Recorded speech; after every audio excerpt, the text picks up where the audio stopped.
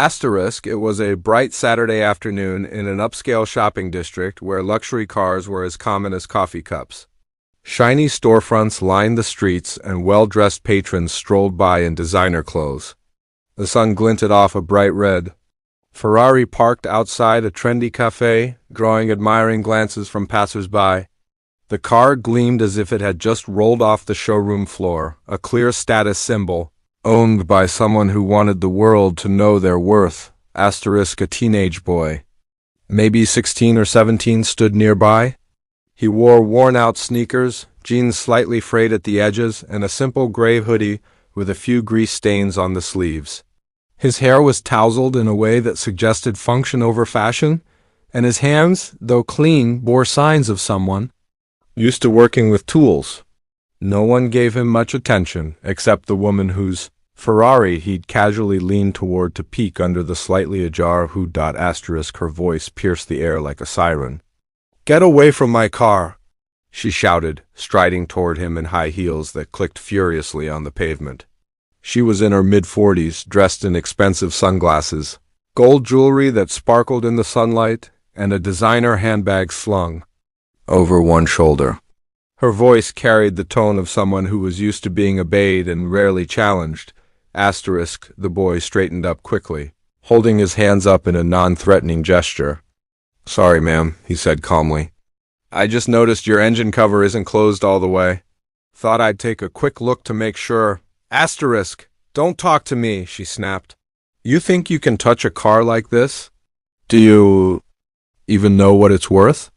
This isn't some beat-up piece of junk like whatever you probably ride around in." Her eyes scanned him from head to toe, and her lip curled slightly in disgust. "Kids like you have no respect. Just looking for something to steal, aren't you?" Asterisk people began to turn their heads at the sound of her yelling. A few bystanders paused, phones in hand, some already recording. The teen shifted uncomfortably but didn't back away. He looked at her car again. "I wasn't going to steal anything. I noticed some smoke. Your engine might be overheating. I've worked on a few of these before." Asterisk, she laughed, a harsh, dismissive sound. "Oh, please. You've worked on Ferraris? Do you even know what an F136 engine is? You think just because you watch some YouTube videos you're a mechanic now? What a joke." Asterisk, he blinked, still calm. "Actually, that's the F136E. Looks like a 2009 California model. Not bad, but I think your coolant line might have a minor crack. Smell of burnt glycol and a little steam from the front vent. Common issue if the car's been driven hard recently." Asterisk, the woman's mouth twitched, caught off guard for a second, but her pride was too thick to let the moment show. "Don't talk nonsense. I had it serviced last month. You're just trying to sound smart." Asterisk, but now the bystanders were paying more attention. A man in a suit nudged his friend. "Did he just say F136E? That's the actual engine code, right?" Asterisk, the teen glanced back at the woman. "Look, I don't want trouble, but if you try to start it like this, you might blow a gasket or damage your radiator. I can take a look, for free, if you want." Asterisk, the woman folded her arms, scoffing. "Oh, how generous of you.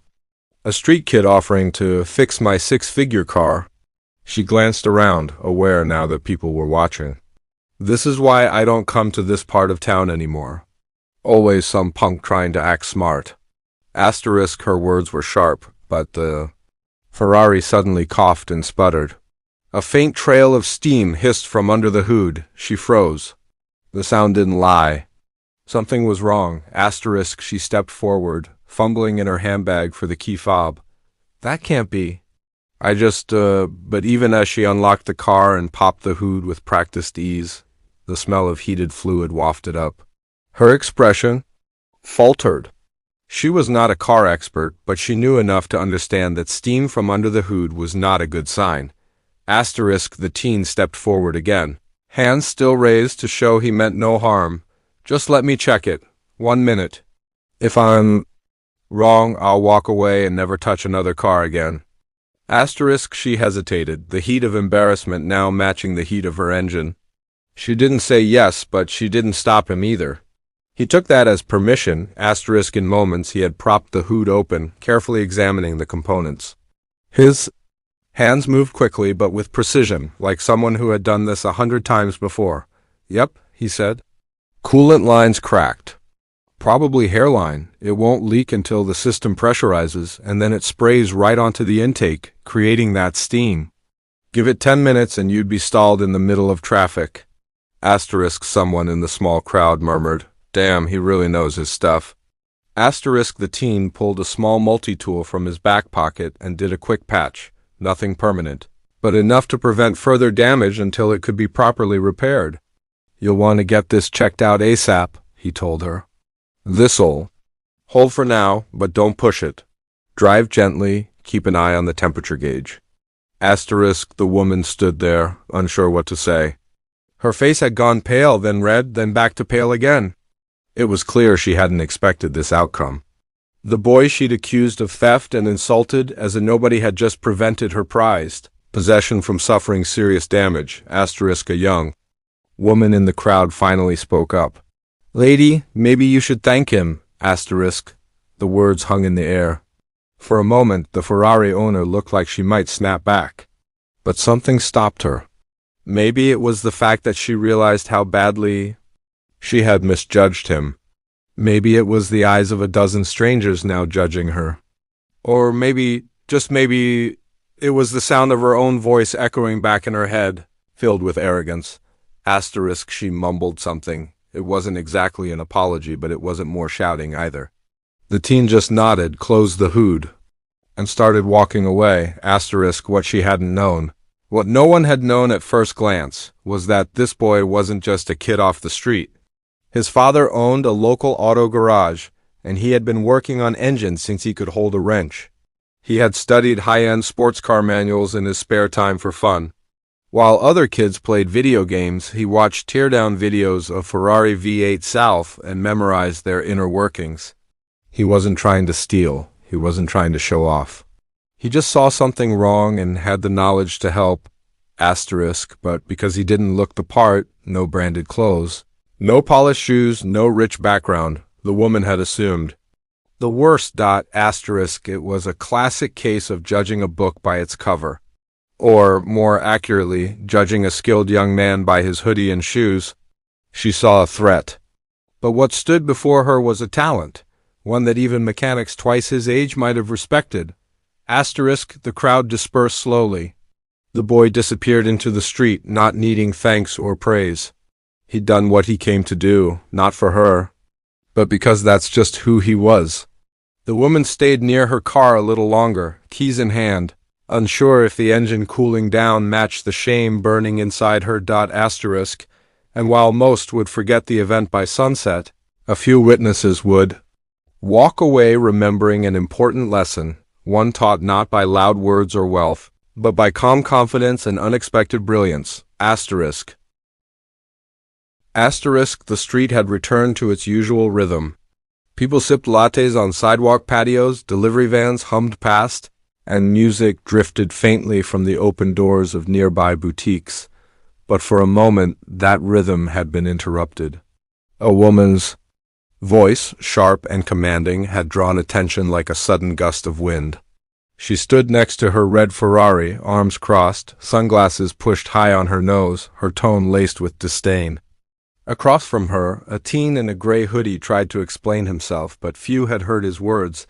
They were drowned out by her volume, her confidence. Her performance. Asterisk bystanders had paused, intrigued by the scene. They didn't know what the boy had done, just that a wealthy-looking woman was clearly upset. Phones had been raised instinctively. The beginning of the story was already being recorded, dissected, and shared in real time. "Karen screams at kid near her car," someone muttered, while others just watched. Some waited for drama, others for justice, but few expected what came next. Asterisk, the teen had been calm, oddly so, as though he wasn't surprised by the woman's assumptions or the way people stared at him. He looked at the car again, mentioned steam and a coolant leak. He didn't argue with her insults. He didn't raise his voice in defense. Instead, he offered help, softly, rationally, the way someone does when they've done it before. Not just fixed engines, but dealt with people who doubted them. Asterisk, the woman's ridicule had continued until the car itself betrayed her arrogance. A sharp hiss, a whisper of steam escaping, and a faint chemical smell, all undeniable signs of trouble. She'd paused, uncertainty cracking through her polished exterior. In that moment, something shifted in the air. Her words slowed, her hands stopped moving, and the once confident frown gave way to a flicker of doubt. The bystanders noticed. The shift was subtle, but it turned curiosity into attention. Something about this moment felt like a turning point. Asterisk, the teen stepped in again, speaking like someone who knew exactly what was happening. He named the problem, offered a temporary fix, and with her unspoken permission, opened the hood. Hissa. Hands moved with knowledge, not a guess, not trial and error, but practiced precision. The crowd leaned in, some filmed. Some whispered. And the woman, the self-proclaimed owner of the street's most enviable machine, watched him quietly, no longer sure if she was in control of the situation or merely its unwilling participant.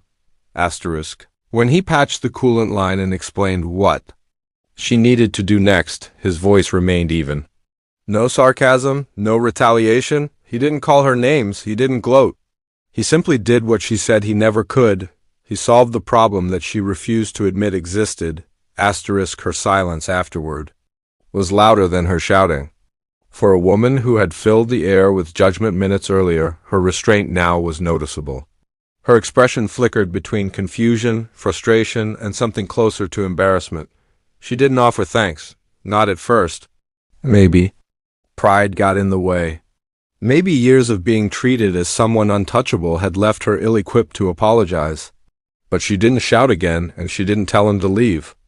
That alone, in her world, was a kind of concession. Asterisk, one by one, people around her began reacting.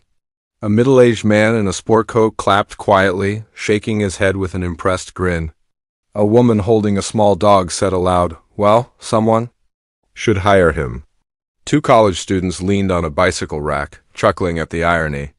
She went off on the guy and he literally saved her car. One said, the other replying, "That's what you get when you judge too fast." Asterisk, the teen didn't seem fazed by the attention.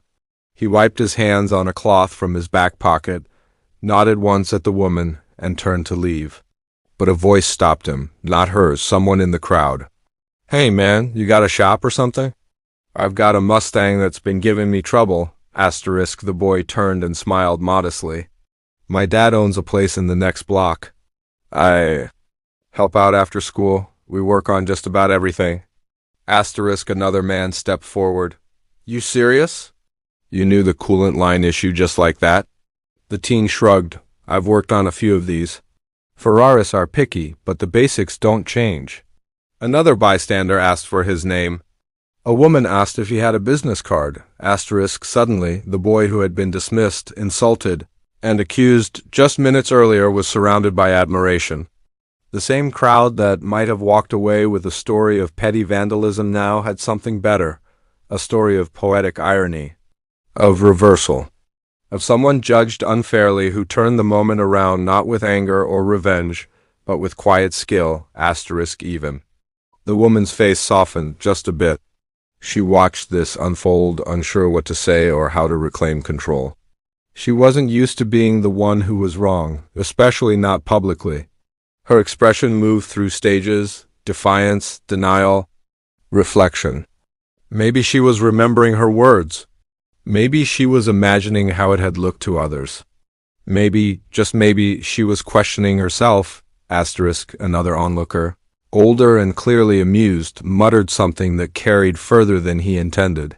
"That's what happens when your money makes you blind." Asterisk, the woman heard it. She didn't react, but she didn't lash out either.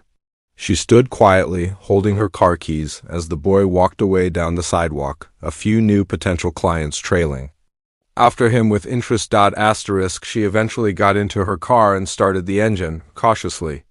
The rumble of the V8 was smooth, steady, but the tension hadn't fully left her shoulders. She adjusted the mirrors, stared at her own reflection in the rearview. Perhaps she was hoping the incident would disappear, that it wouldn't show. up on someone's TikTok or be replayed as an example of arrogance online. Or maybe she was still trying to process what had happened, that a kid she deemed insignificant had protected something she deeply valued. Asterisk as she pulled away from the curb, a few onlookers still lingered, discussing what they'd just seen. The story was no longer about a woman yelling at a teen. It had become about a teen who'd outclassed a critic without saying a single harsh word. Redemption had arrived not through confrontation, but through quiet confidence, and the most unexpected redemption wasn't his, but hers. Because in being publicly humbled, she had been given a rare chance to see herself through someone else's eyes. Asterisk the entire incident left ripples in its wake. Some who had recorded it went home and edited the footage, ready to upload with titles like, "Rich Woman Yells at Teen, Gets Owned." Others simply told the story over dinner, emphasizing how the kid remained composed, how he didn't stoop to her level. They described how she fell silent not because someone yelled louder, but because truth, skill, and decency won without needing to fight. Asterisk no one expected the situation to turn the way it did. No one thought a boy in a hoodie would become the hero of the moment. And certainly no one expected a Ferrari, a flare of steam, and a few quiet sentences to teach such a visible, powerful lesson, not about cars but about character. Asterisk.